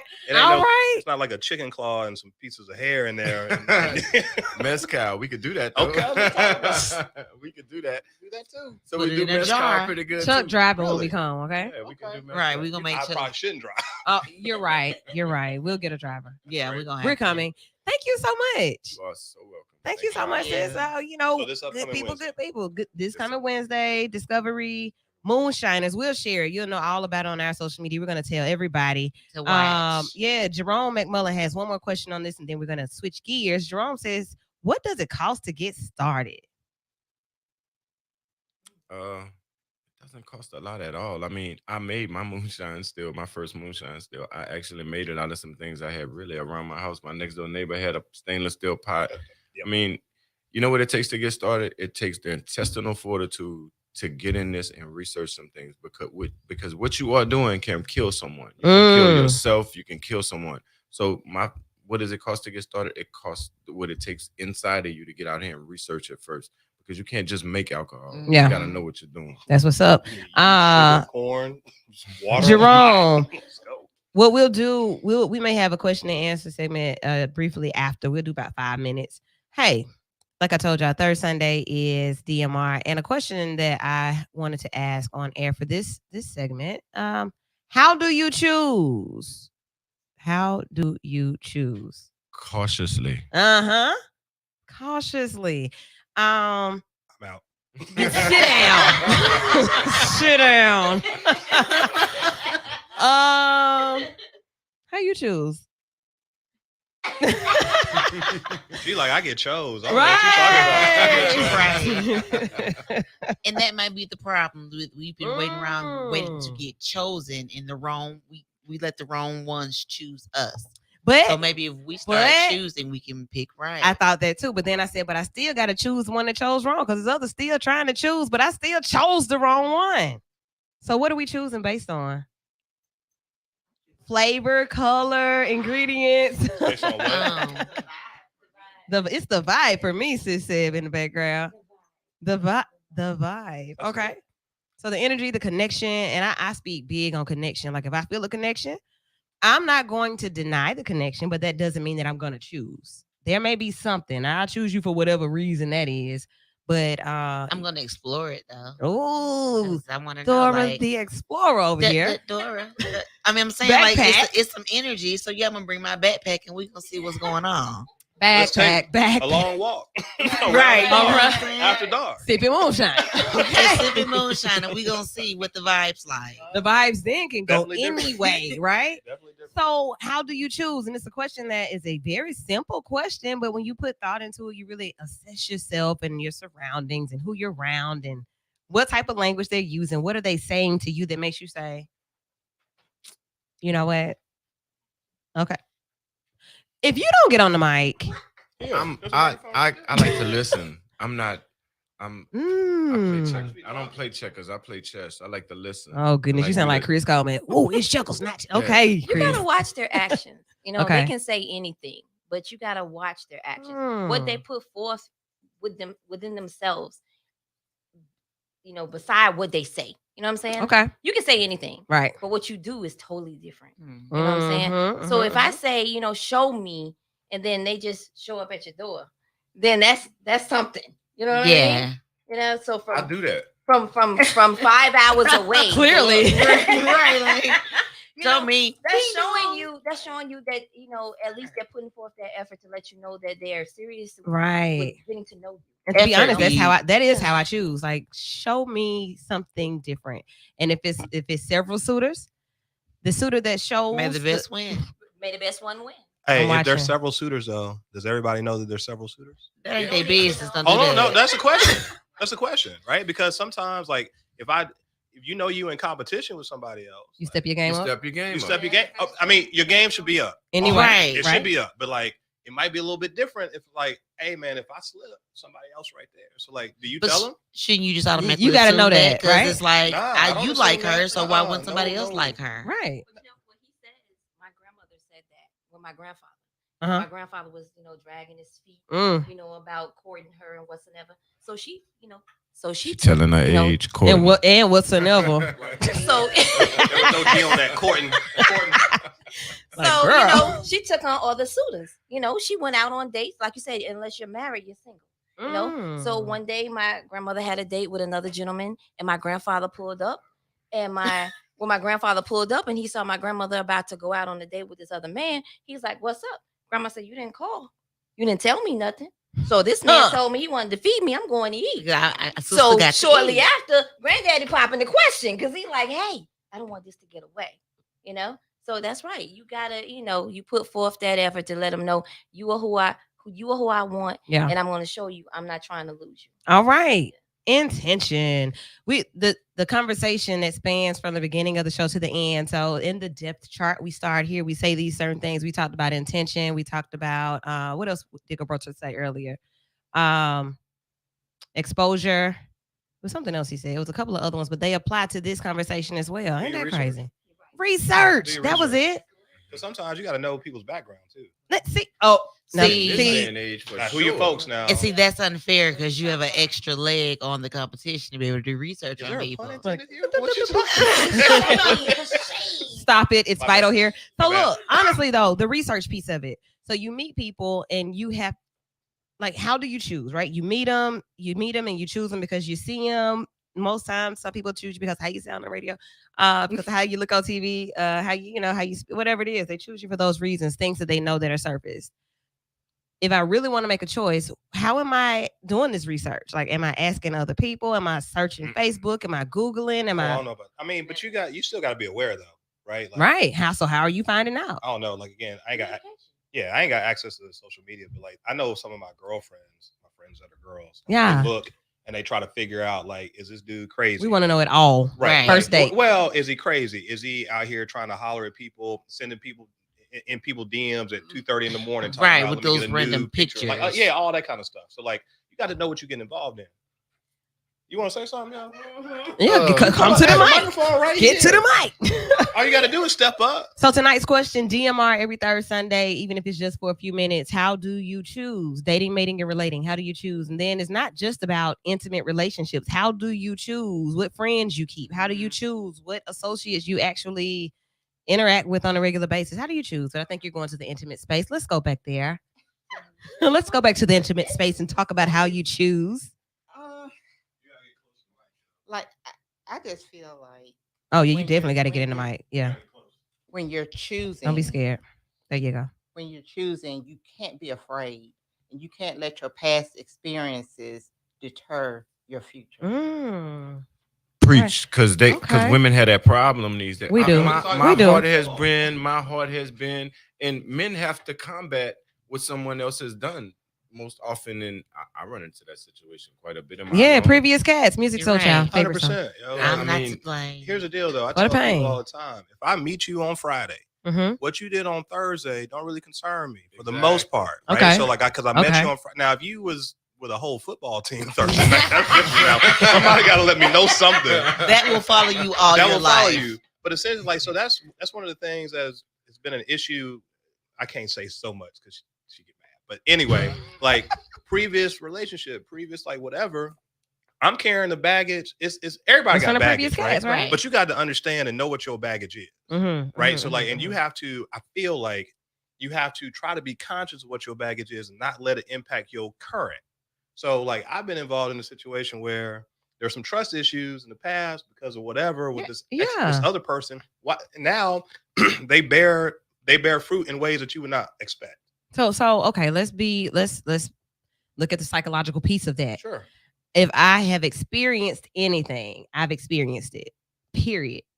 It doesn't matter if I experienced it with you. I remember it with you, but then I see her, and it's relevant here because I've seen this before. I've seen Right. something similar to this before, or it started off this way, and I remember it was going good, and then this happened. I'm not saying that you'll do it, but I know what I experienced. And then with that piece, I make sure, hey, I'm going to tell you this story Mhm. because this is triggering for me. So I want you to Right. know why it's triggering for me, and if you can change that or adjust and make me feel more comfortable about what you're doing and affirm to me that this is not what that is, then I'm good. But if you continue to do it, knowing that I told you this triggers me, that kind of feel like you want me to choose violence. Hold on, but what if hold on. So now I choose by choosing violence. I chose violence. Hold on, but what if How do you choose? What if what you're asking them to do is completely outside of their nature and character? Well, And so like, hold on. Well, no, I can't say that because then like at some point it's what That. are we doing? Yep. Oh. Thank you, Trina. My bad. I was getting animated. You're still learning. Okay. My fault. It's like vibration or something? Yeah. Oh, my bad. That's why you need your headphones on. Second thing. Oh. Okay, carry on. I'm good. We almost done now. I forgot what I was saying. Y'all don't throw me off. Basically, you were saying to me, what if this something that's outside of your comfort zone to adjust or change? All right. So then you can't get mad at me and then say, oh, well, it feels like you're forcing this. Yes, for example, I'll give you personal insight into me. I'm literally the dude that like did not get enough hugs as a kid. Like legit. Like my family, we don't say I love you. Last time I told my mom I love you. Yeah, I appreciate I wish the that was on hug. camera. Why was that not on camera? Nah, but for real, like, Got to buy his so I'm not an moonshine. He gives affectionate. hugs. I ain't an affectionate cat. So like that has caused a problem in some of our relationships. I in the see past. how Like, it would. I'm not like I love you, but like you know it, but like I show it in a different way, right? So then I don't want to hear, or it causes problems when you're like, well, you're not outwardly affectionate to me, whatever. Like I told you this off top. Okay, so, So hold on, but so then when I make the effort to do it, you can't then come at me and say, well, this feels forced. Well, yes, it feels forced. Is this forced? Because it's forced. Like, but I'm trying to make this effort. So like, you can't have it both ways. You're absolutely right. And I've been if through you were that. upfront about that in the beginning, then sis need to make a choice. Well, I don't know. Somebody listening, I'm gonna have I mean, some I've lived through problem. that. I lived a very long time in my life through that. The exact same thing that you just referenced. Someone who didn't have a whole lot of hugs, who didn't have a whole lot of kisses. No, I love yous. Right. In that, I mean, that's a real thing. And I Yeah. mean, it's up to you if you're gonna be with somebody. Right. My mama said, "Look, I talk about my mom. I know how I was brought up, and I kind of follow that path. Yeah. My mom would tell me all the time, look, you're gonna get baggage no matter if you buy a brand new car or you get a used one. Just which baggage Yeah. you want to accept. What do you want to have in your life? So, I mean, you're gonna accept some baggage from somebody. You got to, right? You got to. So, I mean, I'm not gonna handle the football team baggage. My bad. Yeah. I don't think anyone should handle I'm just that. saying. Where were you last night? Right, Just right. saying, yo, like, So look, for those of you who are listening and checking everything out, the question for this month DMR, how do you choose? And it's so many layers to it because I think that there's a fear of choosing. There's a fear of choosing. There's a fear of being chosen. And it kind of goes back to what Chuck said about experience. Like I've gone through things, I've seen things, and then at this certain point in my life, like I ain't trying to go there again. And then if I go there again, then yes, we end up choosing violence of some sort. Choosing violence does not mean that I'm going to actually physically do something to Right. you. Right. I may say something very bad to you. I may do something to your car. I may Very call bad. your You be killing job. cars? Not me. These are Oh, examples of things that I've heard. Man, you saying it with your chest. I don't know. I'm just You saying, know what like, I do every day. What? I've heard all And- types of things. An angry woman has a very, very mean tongue. I know. You hurt me? Hey, listen. Oh, wow. Like, 100%, yo. So Yeah, get in you there. got a problem with me, but when your mama on crack, okay, like that type of thing. Like, What? and it don't really mean that like we mean it. It's just like, how dare you do Right, this to me? right. So now I got to talk about your mom. And before you speak, remember last time that we shared a space like this, I said, you know what? I just don't know how he could do that to me. Because me, like the way I give, the way I care, the way I'm concerned, the way I'm open, the way I'm honest, you gonna do that to me? But then I had to process that thing the right way. And I was like, this is who you are. This is no Right. reflection of me. You scum. Okay. Who? Yeah, go ahead. And like she Chuck, said, that was a moment. it's like she warned you first. Right. It's like, I've been here. I don't want that. This is where I am. If you can't give me this right here, then don't step to me. Don't come to me. So if you do come to me with the BS that I've already warned you about, then that's when the other stuff come out. The violence. 'Cause you that asked she me did. for You it. asked for it. Right. You know what I mean? It's like you were wrote me a warned. letter Right, and you wrote told me a me that letter you and you want me was to like, choose I violence. heard you, but I ain't believe you. That I ain't violence, believe- that violence thing, that violence thing. I mean, I mean, look, It's way more I'm complicated. gonna tell y'all. than I'm gonna tell y'all about me. I've been the victim of domestic violence. I can show you the scar. You're So, a yeah. survivor, boss. I'm a survivor Yeah. You're a of survivor. domestic Not a So here violence. victim, you're a here go. survivor. Richard made it vital again. Yeah. So that's why I define what choosing violence is. Choosing violence made to it's on a spectrum. It is. So when you speak of it now, you're going to the spectrum part where we do have to make it a vital conversation. I don't want to do nothing to you like that, right? Right. Ladies, so in studio, we're saying we're not gonna do that. I might put you And in we a do- jar though. We do put you in a jar.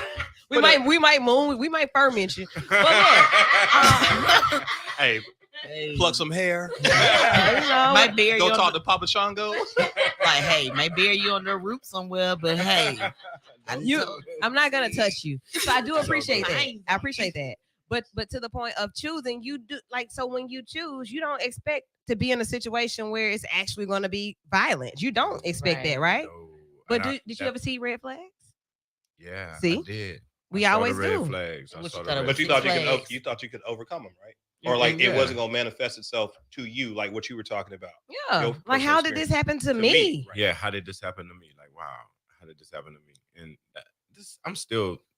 This is fresh. Just a few years ago, and Oh, and look at y'all having a moment. Go on, stop. yeah. So, I mean, this. I mean, but no, it wasn't hurt. Thank God. But that was able to help me choose. Yeah.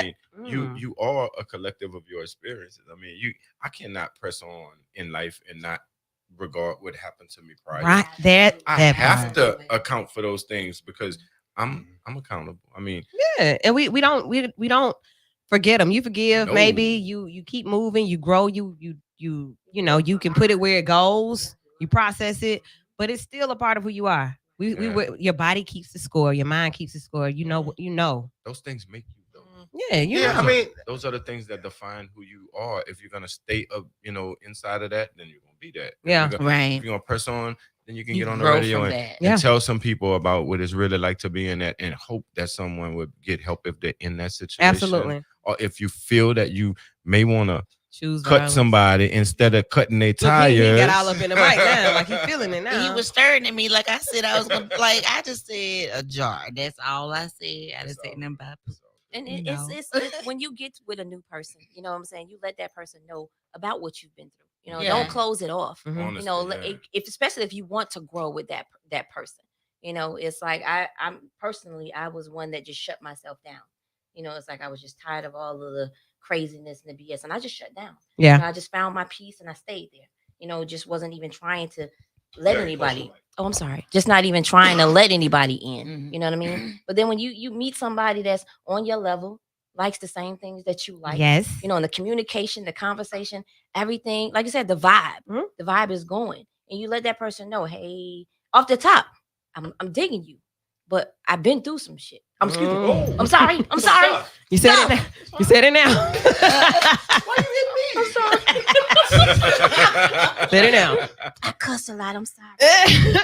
But I've been through some things, but I want to go through this journey with you, but just be patient with me. Yeah. and you know? sometimes getting that space and that time to yourself makes you actually whole again for that next person because you don't want to be half a person moving on to somebody else with that same unhealed, traumatic, toxic yeah. behavior. So you have to be So you honest. can poison somebody else if you're not healed Right. on your own. You have to be honest about what you've been through. Don't pack it down. Be honest. You know, communicate. Right. And then the other part of that is if you see that they don't want to hear it or they're not listening, they're not taking it serious, like this is Then what you- it is, then you know can what to handle do. your business. Right. You know what to do.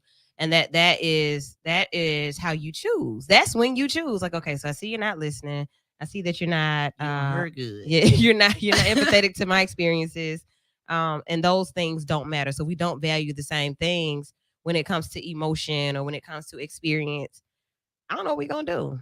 I don't know how fun this is gonna be. We gonna part ways, and we Okay. gonna salvage what we have at this point. Because if we go any further, I'm gonna be mad, and I'm not gonna like you. And that's what we Oh, don't and want. Courtney And that's You not don't want to liking be like them. that. Right. My man said I don't want us to end up Time right. to go Be to in front trial. of, be in front of Chuck. And be in front of Chuck. You don't Not want to fair. end up being strangers. Like if I started off not knowing you and then we got to know each other, I shared my secrets and you know, like did some experience life with you, because that's what it's about. You want to have people Right. that you can experience life with.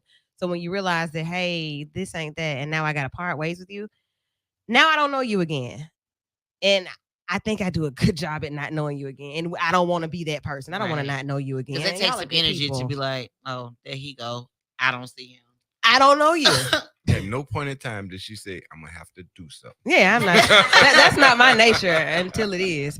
I mean, All right. we balance each other. Yeah, that's I try So to you'll do give you something some for her. opportunities. Yeah. All right. I know. That's why I don't tell my friend, like, look, She don't y'all, I tell was me just- everything. I was just being, I wanted to just do it this way. You should have done it this way. Oh, okay. I tell do her- it. Give me the number. You can't tell everybody your business, yo. You know, so Right. so that's how green I am to this situation. I mean, I don't know any. You on the bench?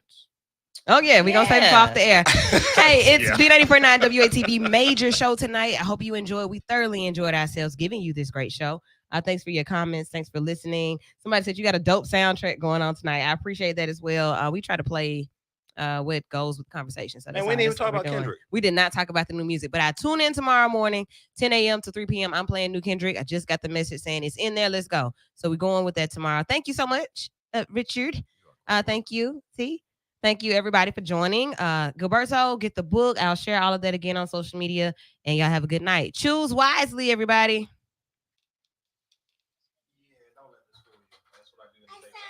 That's what you do in the daytime. What you hitting me for? I'm sorry. He could do something behind that if he really wanted to. I'm sorry. Yeah.